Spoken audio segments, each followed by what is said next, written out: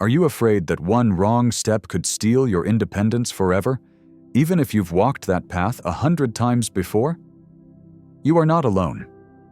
For many older adults, walking used to feel effortless, until one small stumble changed everything.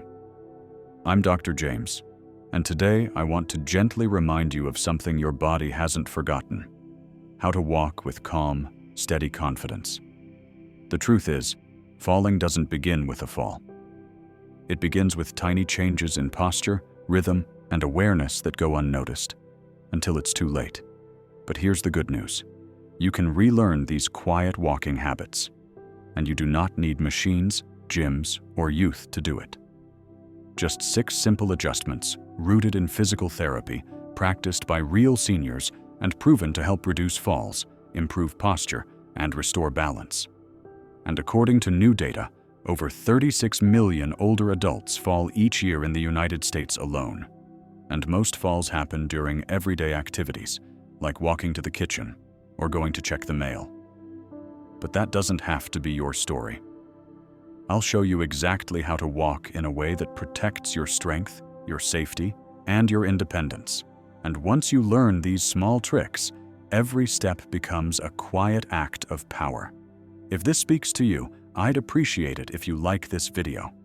It helps me continue sharing these healing truths about growing older with strength, peace, and positive energy. Now, let us begin. Before we begin with the first tip, take a quiet moment to notice something. When was the last time you paid attention to how you walk? Not just the speed, but the small things. Where your eyes look, how your shoulders feel, whether your arms still move with you like they used to. As we age, these once automatic movements begin to fade into the background. But that does not mean they are gone. In fact, the very first step toward walking with balance again begins right at the top of your body. Tip number 1, head position awareness. And how to fix it without fear. Your head may seem light, but it carries more power than you think. Like the lead car of a train, wherever it goes, your whole body follows. When older adults begin to walk while constantly looking down at their feet, it might feel safer. But this small habit actually shifts the body out of alignment. Looking down causes the shoulders to hunch forward, the spine to curve, and the center of gravity to move too far ahead of the hips. Over time, this makes you more likely to trip, not less.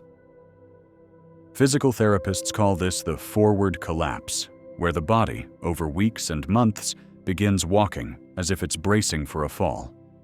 But there's a gentle way to reverse this. It is called the forward gaze rule. Instead of looking straight down, lift your eyes softly, about 10 to 15 feet ahead of you. Not to the sky, just to the horizon of your path. This slight adjustment helps your spine realign naturally. Your core subtly activates, and your steps become more even. You'll feel taller, steadier, and more aware without tension. Let me tell you about Harold, 78 years old, a retired mechanic who used to take daily walks through his neighborhood. He began noticing a strange unsteadiness, especially when going downhill. At first, he blamed his shoes, then his knees. But after one session with a movement therapist, he realized he had been staring at his feet for years. Once he practiced walking with his chin gently lifted and his eyes calmly focused forward, something changed. His back loosened. His stride evened out. And most importantly, he stopped feeling afraid. In my opinion, this is not just about posture, it's about dignity. When your head is up, your body remembers its strength. It is not the ground that should lead you, it is your vision. So lift your eyes not out of pride, but out of peace. You are not broken. You are simply remembering how to stand again. If you have ever watched a child run freely, you may notice something beautiful. Their arms swing with every step, without effort, without thought. That movement is not decoration, it is balance. Yet, as we grow older, many of us stop using our arms when we walk. Not because we forget, but because we're holding tension, pain, or fear. And quietly, that loss of rhythm begins to steal our stability. But this can be brought back, one gentle swing at a time. Tip number 2, rediscover your arm rhythm and how this balances your whole body. When people think of balance, they usually think of strong legs or stable shoes. But hidden in plain sight is one of the body's oldest tools for staying upright: your arms. They are not just for carrying groceries or steadying a cane.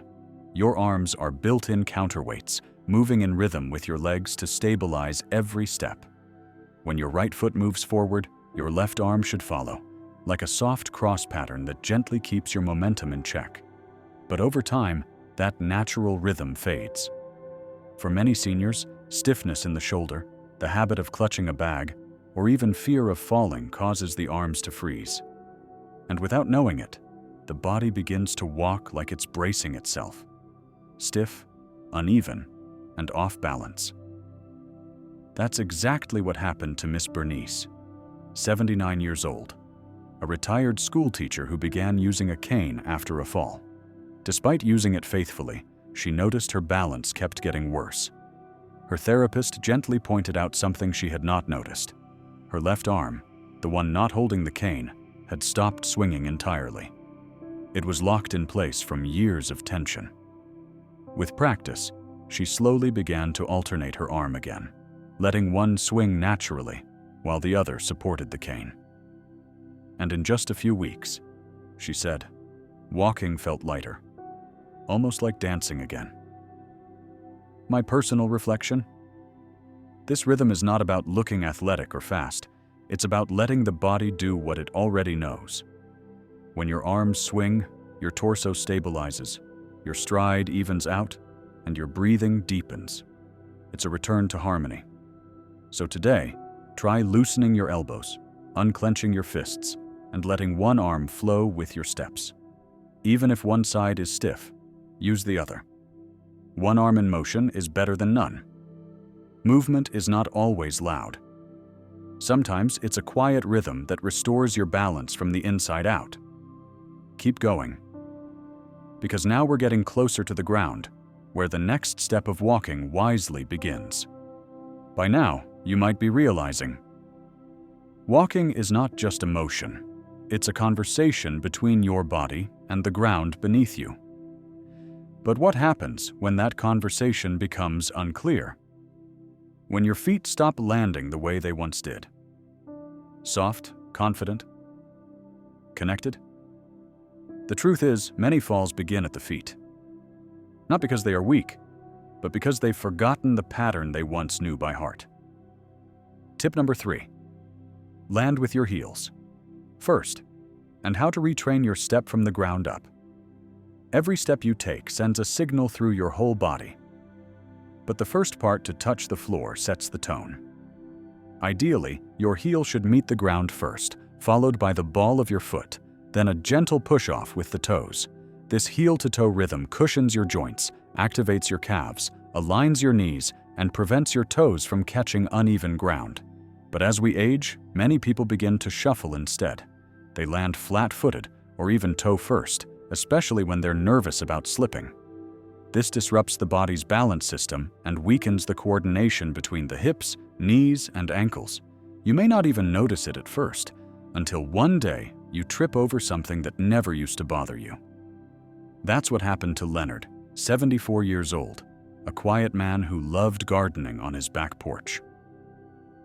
After 2 near falls in 1 week, he started watching his own steps and realized he wasn't lifting his feet at all. A physical therapist taught him to retrain his walk, beginning with heel touches while holding the kitchen counter. At first it felt strange, but after a few weeks, he said his legs felt stronger, his knees less sore, and his fear smaller.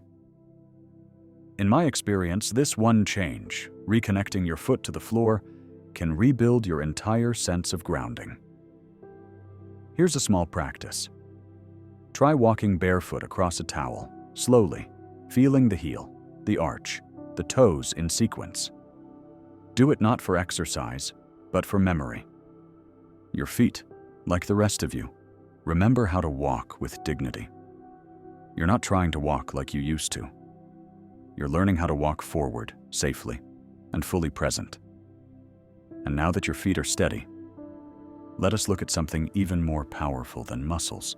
The size of your stride, the size of... Have you ever caught yourself trying to walk faster? As if getting there quickly meant you were still strong? It is a quiet instinct, buried in pride. But the truth is, speed is not always safety. And in the case of walking after 70, taking bigger strides may actually pull you farther away from balance. What if the real strength was in smaller steps? Tip number 4. Take smaller steps, and how this quiet change restores control. For most of our lives, long strides felt natural. They gave us speed, momentum, and a sense of power. But as we age, those same long steps can become hidden traps. When your lead foot reaches too far forward, it pulls your body's weight backward, disrupting your center of gravity. This puts extra strain on your hips, knees, and spine, and slows your ability to recover if something unexpected, a rug, a crack, or a slippery tile, interrupts your path. By contrast, shorter steps bring your weight closer to your core. They make each movement more stable, allow faster recovery, and keep your feet underneath you, not out ahead of you. That's exactly what Mr. Franklin, 82 years old, discovered. He used to pride himself on walking briskly, long, confident strides through the park. But after a fall on a familiar sidewalk, he met with a local therapist who suggested trying something that felt, at first, almost silly, shortening his steps. Within days, his rhythm felt more even. Within weeks, his fear of falling melted away. He said he even felt less tired at the end of the day, because his body wasn't constantly correcting itself. My own insight? Taking small steps isn't a sign of weakness, it's a sign of wisdom. Toddlers take small steps to stay upright. Seniors do the same, not because they are fragile, but because they are focused. Try it for yourself. Count how many steps you take in 10 seconds at your normal pace. Then take slightly smaller steps and count again. If the number goes up, your control just improved. You are not shrinking, you are stabilizing. And now that your stride is calm and your steps feel close to home, we arrive at the hidden engine behind it all, your core. So far, we have looked at your eyes, your arms, your feet. But there is something deeper holding everything together, even when you cannot see it. It is not just about muscles or bones. It is the center of gravity, the quiet strength beneath your ribs, the part of you that decides whether you wobble or walk tall. And that part is your core. Tip number 5, strengthen your core. And how this inner engine protects every step. Most people believe balance lives in the legs, but real stability begins in the center, your abdomen, lower back, and hips. This group of muscles is known as your core, and it acts like a belt of support holding your spine upright with every step you take. When your core is weak, your legs work harder, your posture collapses, and your brain begins to doubt your own movements. But when your core quietly engages, everything else becomes easier. Breathing, turning, even getting up from a chair. The beautiful part is, you do not need machines or heavy workouts to rebuild this strength. You only need consistency and presence. Mrs. Lillian, 81 years old, began doing one small thing each morning. Standing near the counter, she would lift one foot an inch off the ground and hold for 5 seconds, then switch. She also practiced gently pulling her belly button inward while brushing her teeth.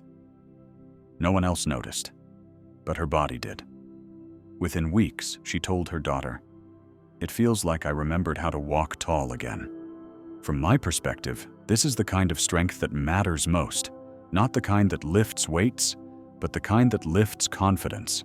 So today, stand near your sink, hold on to something stable, and try just one balance lift. Even 5 seconds trains your brain to focus and your body to activate. Your core does not ask for perfection, only attention. And as this inner belt grows stronger, your movements begin to speak a different message. I am supported. I am steady. I am safe. And now, with your body centered and strong, it is time to look at something many people overlook: the floor beneath your feet. You can have steady feet, a strong core, and a calm stride. But there is still one quiet danger that catches even the most careful seniors off guard. It does not come from inside your body, but from the world beneath you.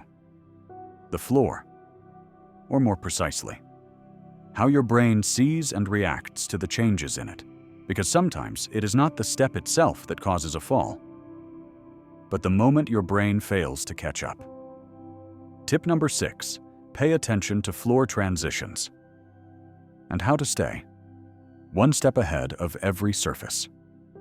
One of the most surprising causes of falls in older adults is not a loose rug or a broken tile. It is the quiet confusion that happens when the brain does not fully register a change in surface, like moving from carpet to tile or stepping into a shadowed hallway. As we age, our reaction time slows just enough that even a small delay in adjusting can lead to a misstep. The color, texture, or shine of the floor may change, but if your mind is distracted, your foot might land the wrong way. That is what happened to Peter, 79 years old, a retired widower from Minnesota. One rainy afternoon, he nearly slipped crossing from his wooden floor onto a glossy tile hallway. It was not wet, it was not damaged. He just did not realize the change until it was too late. Afterward, a therapist taught him something surprisingly simple. Speak the surface. Now, whenever he walks through his home or outside, he softly says in his mind, "Step up, carpet, tile." This small cue helps his mind prepare for each change, and he says it gives him just enough time to adjust. My advice? Try this today. Before stepping onto a new surface, silently name it. Rug. Step down. Threshold. It may feel odd at first, but this mental habit pulls your awareness into the present moment, right where your safety lives. And if you wear bifocals, be especially careful around stairs or curbs. Even slight lens distortion can alter depth perception and confuse your footing. Awareness is not paranoia, it is peace, and every time you name a surface, you give your brain a head start and your body a better chance to stay upright. Now, let us bring everything together and walk forward with clarity. Getting older does not just change the body, it changes how we move through the world. But that change does not have to mean fear, hesitation, or losing independence. It can mean something deeper: a return to awareness, a return to rhythm, a return to dignity. Today, we explored 6 gentle walking habits. Not new inventions, but old wisdom your body already knew.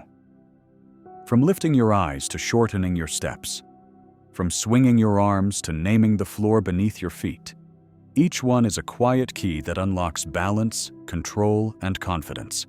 You are not walking like someone fragile. You are walking like someone wise. Every small adjustment is a reminder that you still have power over how you age. If this message spoke to you, leave a comment and write. Number 1. I'd love to know which tip touched your heart and which one you will try tomorrow morning. Subscribe for more healing truths and positive energy, because aging should never mean silence, shame, or surrender. Take good care. See you in the next video.